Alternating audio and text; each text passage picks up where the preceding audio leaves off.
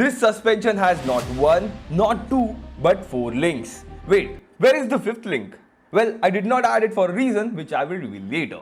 But why would an automobile engineer use so many links in a car suspension instead of using just 2 or 3 links? This is multi-link type independent suspension system. You might have seen this type of suspension system in cars by Audi, Mercedes or BMW. It looks quite similar to double wishbone suspension system, which uses an upper wishbone and a lower wishbone connected to the wheel knuckle. But in a multi-link suspension systems, these arms can be divided into multiple links. So instead of one upper wishbone and one lower wishbone, we can have multiple individual links connecting the wheel knuckle to the frame. And this gives the engineer something very useful: more freedom to control the wheel movement. I can change the length and the position of these individual links, and it would influence parameters like camber, caster and toe. And unlike a simple suspension system where these parameters are strongly coupled together, the individual links in a multi-link systems gives the engineer more freedom to tune them. But there is an important point here. These links are not positioned randomly. Their exact location determines the kinematics of the suspension. Things like camber gain, dynamic toe change, roll center height and anti-features can all be influenced by the geometry of these links. And that's where designing a suspension becomes interesting. Because to determine where these links should actually go, we don't simply place them wherever they fit.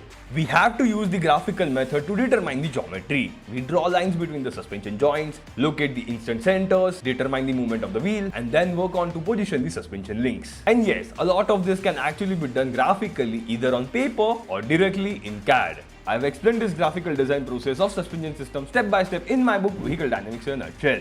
But there's something particularly interesting about this multi-link design. Look at these outboard joints of the suspension links. We can position these outboard ball joints very close to each other, even almost on top of one another. And when that happens, the virtual eye centers of these links can lie extremely close to the ball joints. So even though we use 2 separate links instead of one wishbone, we can create a design that behaves somewhat like a conventional double wishbone suspension. But now, let's do something important. Let's steer the front wheel. Look carefully. When I rotate the front wheel about its steering axis, these suspension links don't simply stay where they are. These links have to accommodate the motion as the knuckle rotates. And this is where the multi-link front suspension system becomes considerably complicated. In a conventional double wishbone suspension, the steering axis is closely associated with the upper and the lower wishbone ball joints.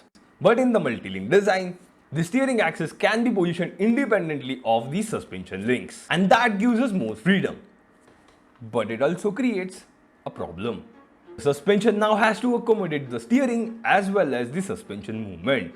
And I actually discovered this problem while designing this model. I mounted the lower eye of the damper directly to the knuckle. So when the wheel steers, the damper wants to rotate along with the knuckle. But I had fixed the other end of the damper. And now the wheel can't steer properly. The damper has effectively become an unwanted constraint in the suspension. So the damper has to be mounted in a way that allows the wheel to rotate about its steering axis without restricting the movement of the suspension links. And that means the position of the links, the steering axis and the damper location, all of them have to be considered together.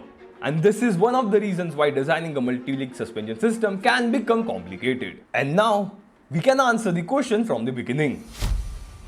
Well, in a conventional 5-link suspension, the 5th link is usually the steering link or the tie rod. Tie rod would control the toe angle of the front wheel.